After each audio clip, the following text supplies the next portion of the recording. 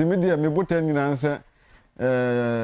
ye binyamwa na adwade we betime ayekase ensanwom na yeduane bebre ensanwom ka so a bibia hu bia ya mia na meye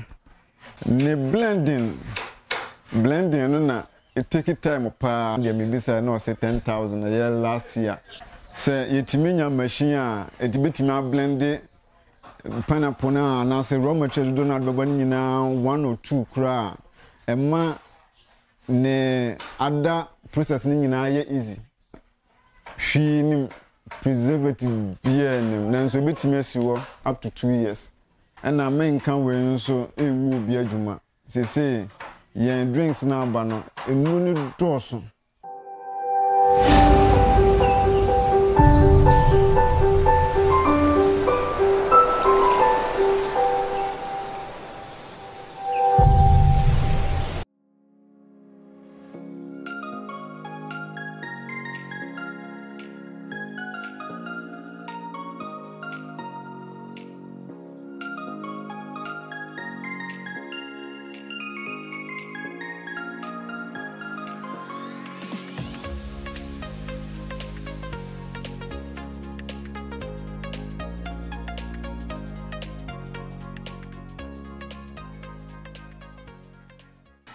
Abusia channel ni di Kwahu TV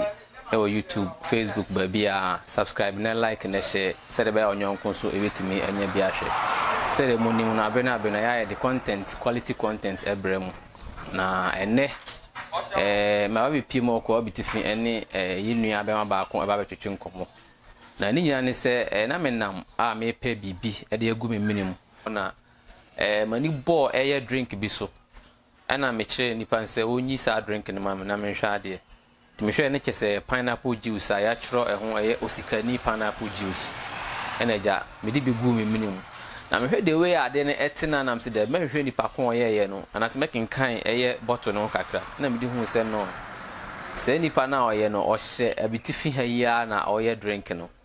enti no me ye na mse ne se me bana me ba twetwem komo ne ye hwe hawa ofam kwan faso ye ne drink no ani ade ase yuta wasi so se bibidi pushi na naja enyina no ya famu de ne aye ndisabre min se momre kra no ntwa momra sisia drink here is hey ya chron Osika pineapple beverage one sana we ipacha me an me okay o shase sen na o shase who abaka so kakra de way back 2010 Satan fefen ye school for ye school 2009 nti je ne mu abrabo mu a ye pese ye to school so bet ja e fie ni bi nti ne mu na ye kwetena obi nchen e wo kasoa nti na nipa no so no o ye Abetifi ni ba but kasoa no watena abobo ne bra bibia tuna usudo ho nti na ni nuaba na me mama kasa na ja me kokotena ne nti me ko na djuma ono edi no hono no adjuma ono ne ho no apart from na djuma na wo ye kan na djuma na wo ye the side job wo ye kan ho nti emma obi a wo betena fi obi a no osua ne cause ye bekire wo amwo hunu ne ye enti no hunu ye nko ade a ese onsusu furi ho a ese at least ultimate bi kokko bobra enti no mame so mesua se ne ye no edin a ye de fra me a eye osai ofusu ya me ye ko ni enti mangwangofa abuabofu di bia ntomo so ti me fa ya bibi mamudi na me babofo ofo de to me enti me de osai ofusu wait me a chere process ni mukakra just in process no dey esa say enipa na mkotan nchen na enye company so na ifie na oye bibia ya manual work ntino djuma die no from the start to the finish bia ya manual ntifiti ase no ubeko farms akokofa abroba ne diaba da bego be 3 days gama acid ne mu no so atikakra was acid no mu bebre ne se wo ya na etwetwa wonsa ho ne resent ro ma bebe de be 3 days to 5 days bi na acid no raw acid na wo mu no anu abras kakra na fe wash ase e work on it nti no go sensen wo be horo ho wo be twitwa wo be the blender na be blending bibia because of say your manual way nti we need industrial machines bia ye de nti blender na ye de blend the quantity bia abrobe quantity bia no ye de blender na be blending nyina na wonwa wasone so makumienu miensa konsise wobenya de atoa juice na open because wonwa fat fiber no bebre wo mu untimi enum fiber no te say we say fiber no nyina efrim to the lowest fiber we say e dey nsuo ansa na wetimi aya na efa na bottle samso no bottles no in this car ye dey kwakoto bottles na free companies for no ntina ye call sport omo ye bars no drinking sport we say na vitamin na smell of for about na use you na koto agu no na ya genian so ya recycle no e dia ye nteno no ye ba ye be wash na ehoro ho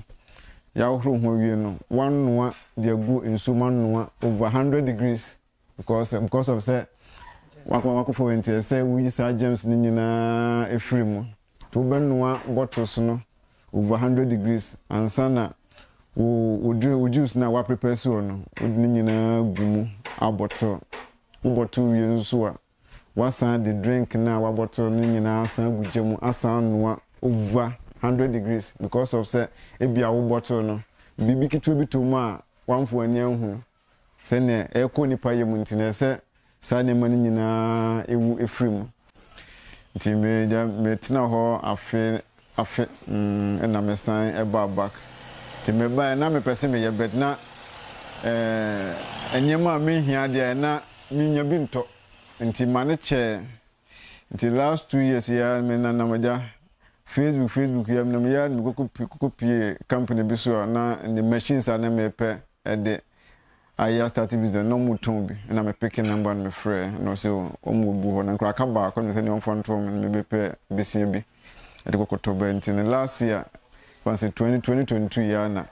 me sha ase na this year masan so aye me second production year February a etwamu nti no ho abakoso de metima kan no se obi pese o invest o adwuma im sere ba ya obitimi afani parodo na obitimi ayene kesia akonya ho akonya de eda ho ede ma obi bia waye ready se oba beso yasene ama de yenso nyankon ade adua mu no atimi aye kese na aboa akoma enye me mpreno me mfaso de nko a ne mum se yenkwa omamu no ebeboa yen na me nka we nso ewu bi adwuma se yen drinks na aba no enu ni doso ti se yenya we bi eboa yen occasions ahodo ni nyina eboa ma yare a se aba bebebe no esote takonya ne de wo homo bi bia so bia ready ne so obeba beso yasene ama yetime ne kase na omo de ko nkran ne kumasi bibira ye de ya ready se yes odasum kra na de gina so eye adwuma ne ma nipa ne de kwa ye be se adaje e de aye ama nipa no no so omotime akwakose no outside ko timi de me botan nyina nse ye nyamwa na adwade we betime aye kase na sene enkran kumase edikanfo na omodikan ye bi eye kasapreko na da drink factories no employ nkrofo bebre mom ye adwuma no yenso ebenye boko ha yenso ne betimi employ yen ho kwafo na bi mfaso babia na asan ewura yakwa onum na enko ba fufuro me buta nyina no ene me mpaibo a me so yankon se ade we be kese na ye mabu na wase no omotimi aka yakwa no se ne ohu bi ba ye benya nipa ewo man se empu se asafu dwuma anase oman ne kura hia nipa de omadi dwuma bia esan se ye wo ha ye adwuma nti no ye benye nipa adwuma di dwuma ewo omo anim anase ye kwa mo anim na nkwankwa se ye kwa konhan wo bi fra bontin na ababa di dwuma bi ede aman se o ka se wa mi so adi hu pese timba be kese na employment timba anya bia watime research bi afa sisi a also manual na bibia e manual I research bi afa e bia machines bi hu se ni technology aba see we are so for ni mo why research bi hu se nya machines we no ma e bitimi aboa me produce no dodo adwuma no ne blending no na it take time pa say yetimi nya machine a etibetimi a blend pineapple na say raw material do na beba nyina 1 or 2 kra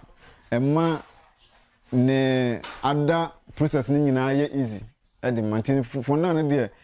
machine a me bisa ye eno so ye manual machine a ye de motor anase electric na ye eno betimi aka pa bobendo duo agu machine mu ebe yam adinyam na aso so we fiber na be core side na insu no so aba side ntini etimi nya sa machine na eno so ebeboa yen